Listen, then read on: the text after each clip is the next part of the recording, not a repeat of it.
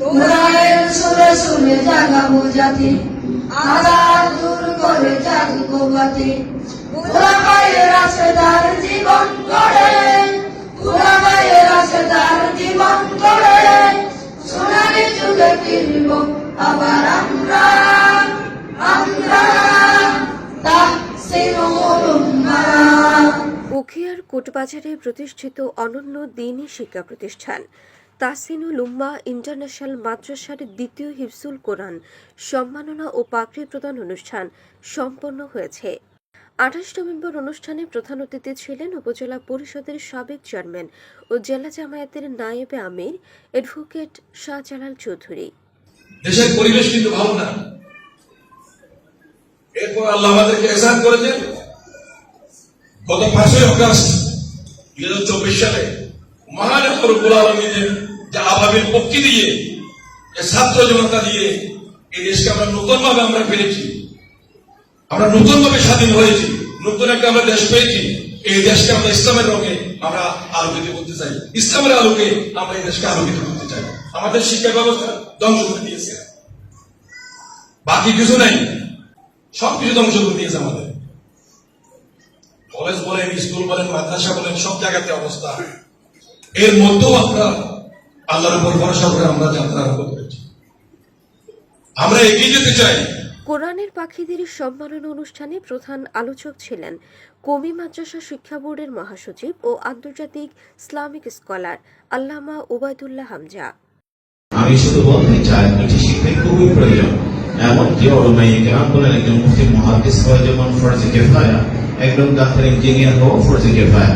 সমাজে মুফতি মুহাদ্দিস না থাকলে সম্মিলিতভাবে যেমন আমাদের দায়ভার গ্রহণ করতে হবে। যদি চিকিৎসার অভাবে পর্যাপ্ত ডাক্তার না থাকার কারণে দেশের মানুষ মারা গেল, তবু আমরা গুণাগার হব। কাজেই সব বিষয়ের উপর আমাদের নজর দিতে হবে। এই জন্য একটি কম্বাইন্ড শিক্ষা সিস্টেম হয়তো সেই উদ্দেশ্যটি পূরণ করতে পারে। মনে রাখতে হবে আমাদের একটা জিন্দগির মকসদে জিন্দগি বলি, অবজেক্টিভ অফ লাইফ, আমাদের জীবনের উদ্দেশ্য। আর একটা হলো রিকোয়ারমেন্টস অথবা নেসেসিটিস অফ লাইফ, আমাদের জীবনের প্রয়োজন।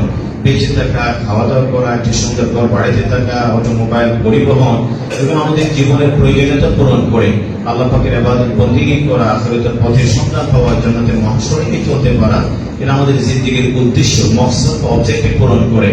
কাজে ধর্মীয় শিক্ষা আমাদের জিন্দগির অবজেক্টিভ, যেটা লাইফের উদ্দেশ্য পূরণ করে।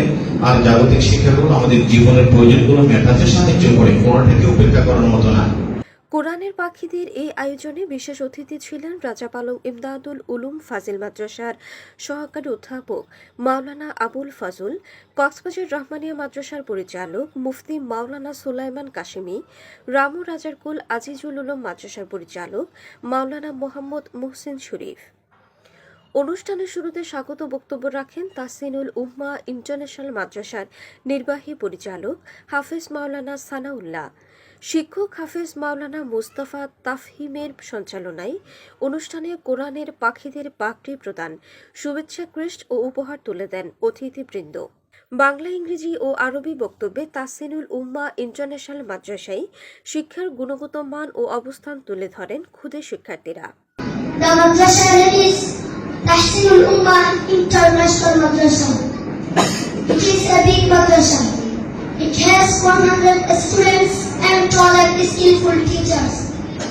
It has a teacher's common room, students' common room, science lab, computer lab, library room, etc. Our madrasa is the best madrasa in our Upazila. The result of our madrasa is very good. I'm proud to lead madrasa. হিফজুল কোরআন সম্মাননা ও পাগড়ি প্রদান অনুষ্ঠান ঘিরে শিক্ষক শিক্ষার্থীদের পাশাপাশি এলাকাবাসীর পদচারণায় মুখর হয়ে ওঠে মাদ্রাসা প্রাঙ্গণ। দেখা দেয় উৎসব। কোরআন শিক্ষার প্রতি তৈরি হয় নতুন আকর্ষণ। যোগ্য ও নৈতিকতা সম্পন্ন জাতি গঠনের প্রয়োজনে প্রতিটি জনপদে তাহসিনুল উম্মাহর মতো প্রতিষ্ঠান গড়ে উঠুক, এমন প্রত্যাশা সবার। Desk news, CBN।